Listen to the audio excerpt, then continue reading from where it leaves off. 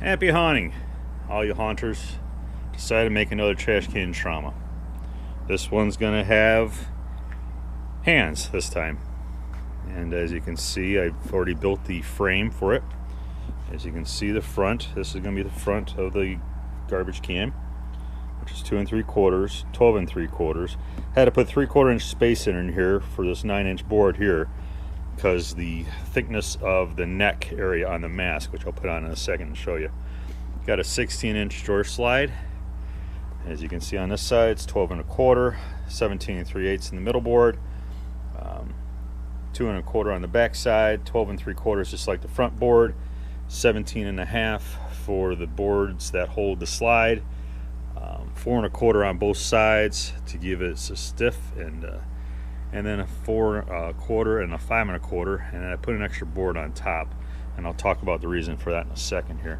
But as you see, to bake the hands are stuffed, and I use Gorilla Glue and water to stiffen them up. And inside there's a male connector and some 1 inch or 1/2 inch pipe and different connections, PVC of 1/2 inch to get it just right. Believe me, it took a little time to figure that out. As you can see, I used 1/2 inch caps, and I drilled a hole in them, and then I put some screws in them, and then street 90, three ways, different 90s to get it just right. Now on the other side, as you can see, I got a 1 1/4 inch Bimba, which I got a pretty good deal off eBay. As most of the stuff I do buy, I got it off eBay for at least the gloves and the mask, which I'm going to put on here in a second here for you. But I might have to put another board on top to get the mask in there properly, because I want it to be just a little higher than the hands, of course. And then I bought their pressure regulators here, which I buy from Harbor Freight. The drawer slides came from Home Depot, and as you can see, that's about what it's going to look like right now. I ended up using paint and latex mixed together and painted them up, because he's a little different than what that I bought off eBay, and the hands were a different color, so I wanted to make them a little more realistic to matching them. So they're eventually going to be painted better. This year they might not get that. I'm going to have to do a little bit more work because I'm a little rushed for time, because I got another prop I'm going to try to make this year, and a few other things I'm trying to do for this Halloween season. So as you can see right now, that's about what it's going to look like. I got the trash can right here.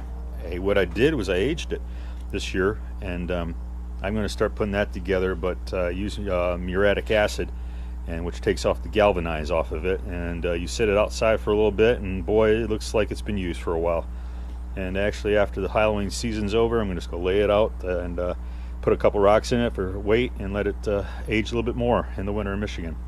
So, but that is it for right now. I'm going to put some more stuff together, and we'll see what we can get. Alright, since I got majority of this stuff piped and ready to go for the PICOBOO, so what I've done since is I piped it. These are 1/8 inch fitting with 1/4 inch pipe. That's your 90, 90, 90, just a angle elbow, and then goes into the solenoid, which is a 4V110-06 solenoid.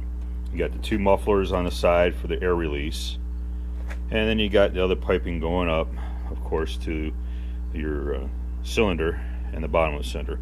I put a piece of wood underneath it, the cylinder, or under the solenoid, to give it a little more straight so it wasn't bent or anything like that.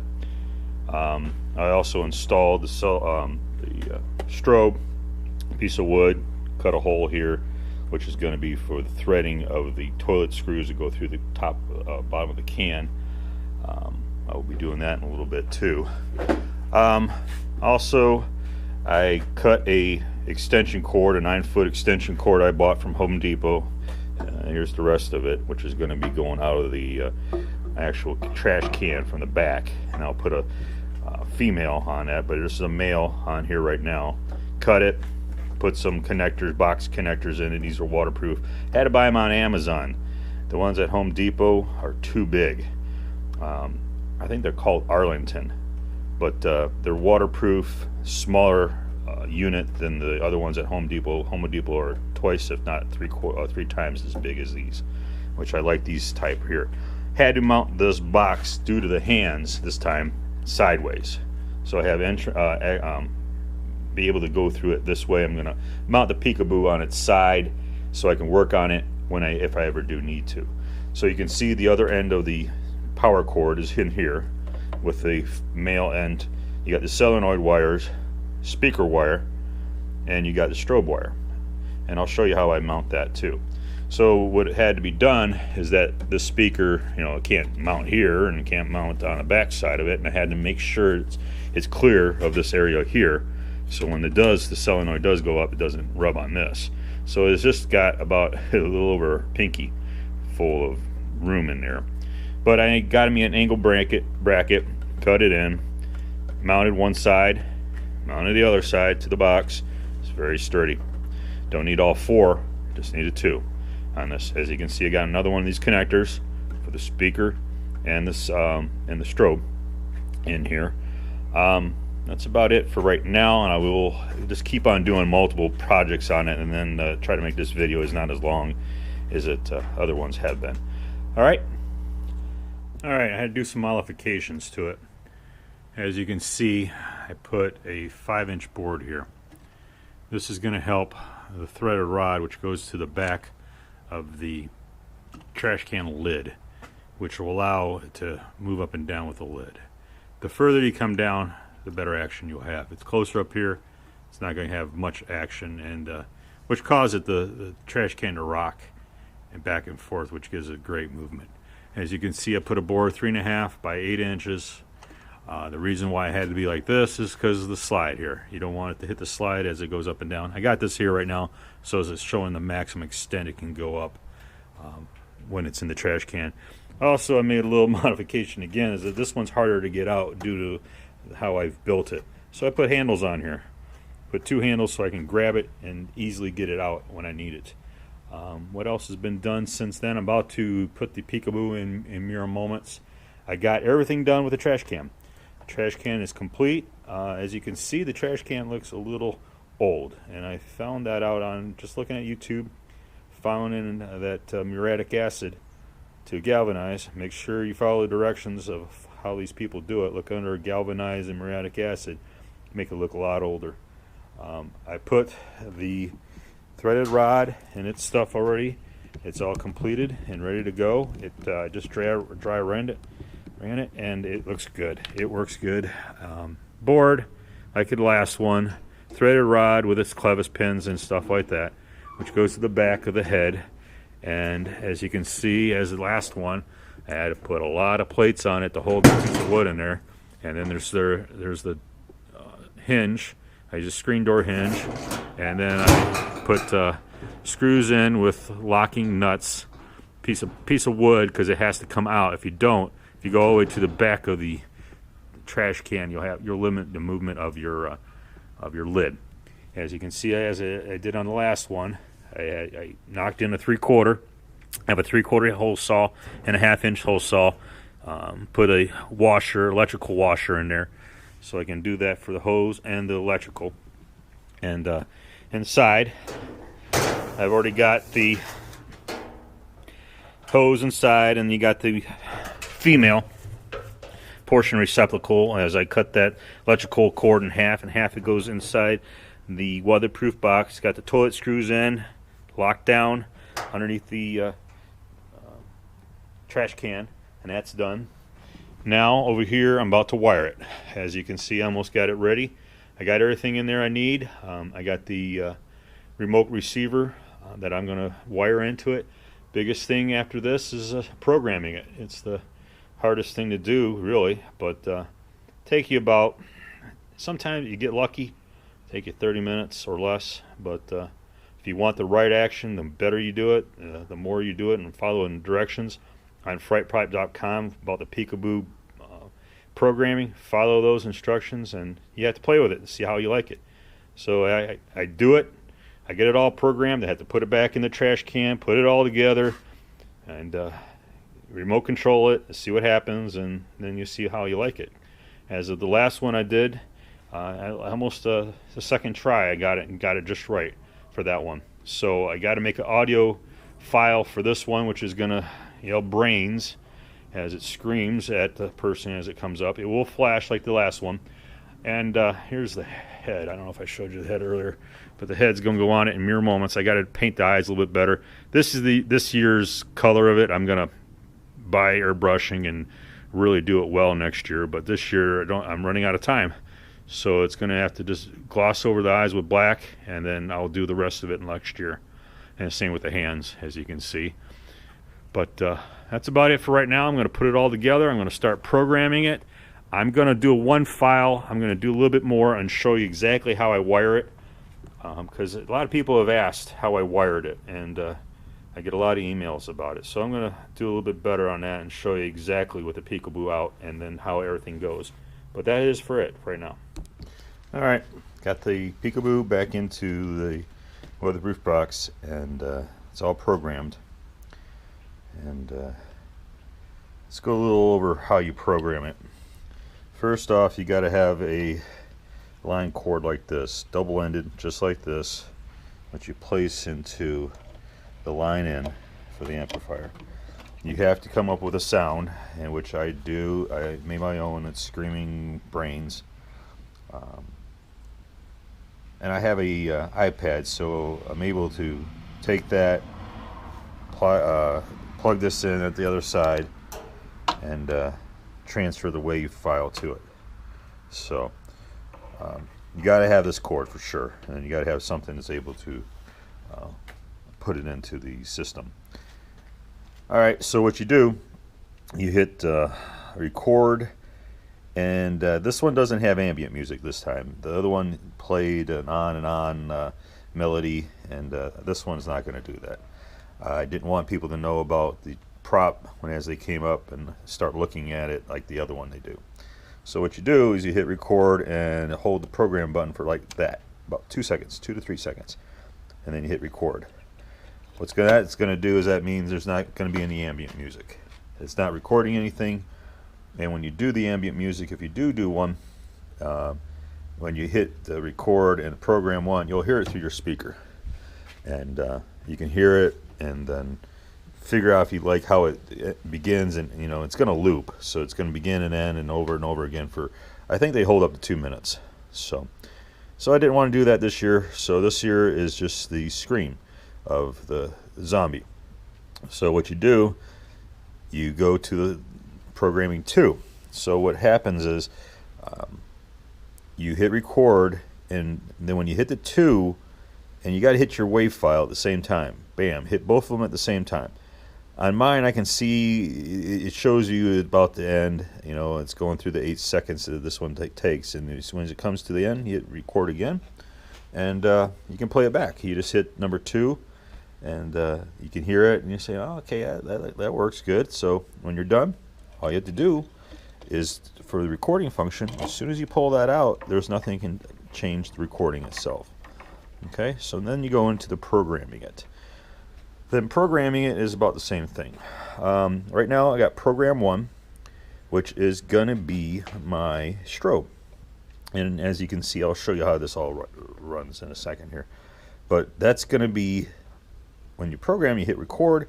I hit 1, and I'm gonna hold that down.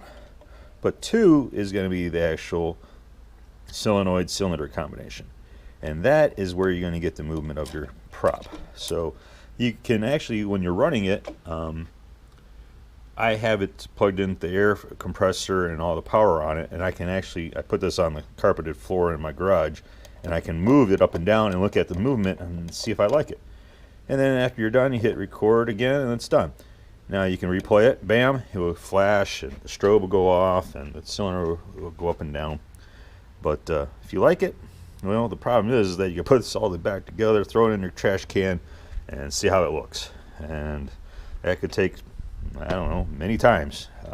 It took me 1 or 2 times. I might tweak it again because I already played with it and see how I liked it. But we'll see. So that's it. So you can keep on recording these functions as many times as you want, and as long as you don't hit both the buttons and record at the same time, it's going to stay there. All right, and there's even a right safety thing, and you should go on PICOBOO.com, or actually on FrightPreps.com, and see about how to program one of these. All right, so as you can see, I got this. All right, so you got this 9-foot Husky cord that I cut with a 3-outlet, and about 2 feet, 2.5 feet, somewhere around there, and cut it, put a male end on it. All right, so what you got the adapter which powers the PICOBOO. Right here is the cord for the strobe. The strobe cord here, I took and cut it apart, took one end of it, and did to common and normally open. This runs right through to the switch. So what this is doing is making the PICOBOO a switch. So it turns on and off the strobe as you need it for your prop. Next, you got your solenoid wires. One goes into the normally open 2-output relay. Then you got to bring power to it. So you got to take from the common to the power trigger, and that provides power to the solenoid. The other lead for the solenoid goes into the negative terminal on the trigger. All right, you got your speaker wires, pretty self-explanatory there, plus and minus, goes right up to your speaker. Next is the relay. That's a little bit easier to do if you look at how I did it. All right, you got your plus and minus, but what I did, and if you look on on Fright Props, they run a second wire all the way, another wire to the trigger, which all I did was run it from the negative to the common, okay, and then from common I run the wire to the negative terminal. All right, so that's giving you power. And then the red wire to the trigger, positive. Green wire is normally open, and I ran that to the in and green in line button here. So that is all wired up. And then this is the case for my transmitter. And this is my remote itself here. So I'm going to put this all together, put it in the trash can, see how it plays. And if I don't like it, just got to pull it all out again and redo it. But it looks pretty good. That's about it. Alright, now I got it in the can.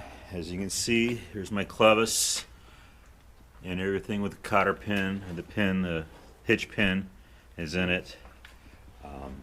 It's ready to go. You can see there. Threaded rod.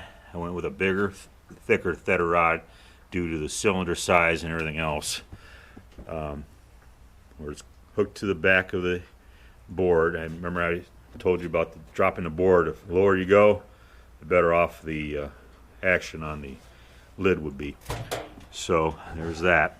As you can see down here, I got the male and female connectors back together. I got the screws in to hold the prop in with the toilet screws, and also the pneumatics in now. I got it set to 90 pounds pressure on the gauge, so no more pressure can come to it. Also, the front pin's in.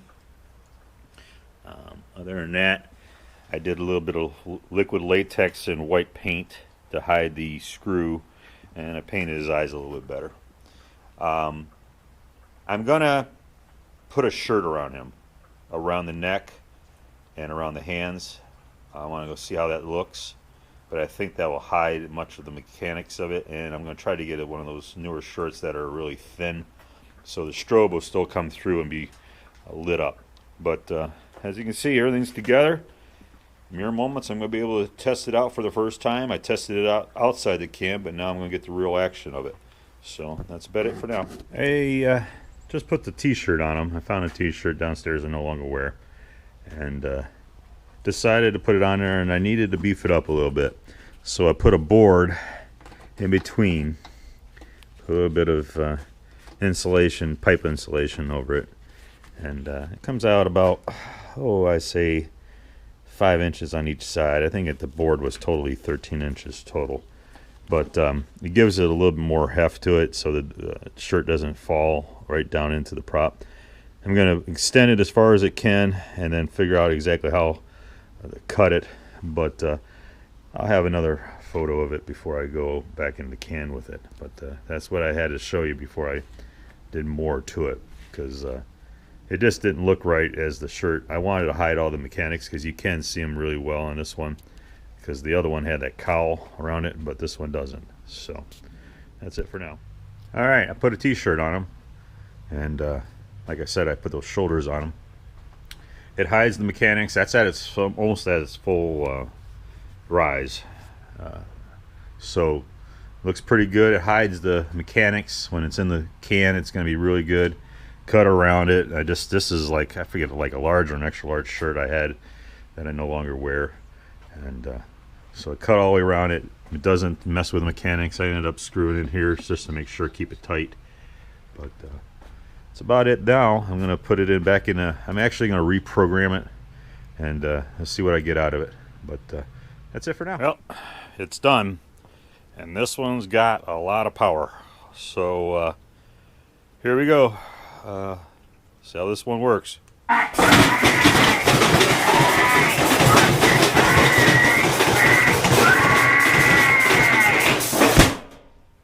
My God, I can feel it as the lid comes back down. I mean, it provides a lot of wind resistance. But that's my newest trash can trauma with the hands, and hope you like it. And happy haunting. And if you need any questions, email me. I'll be glad to help you. Well, bye-bye.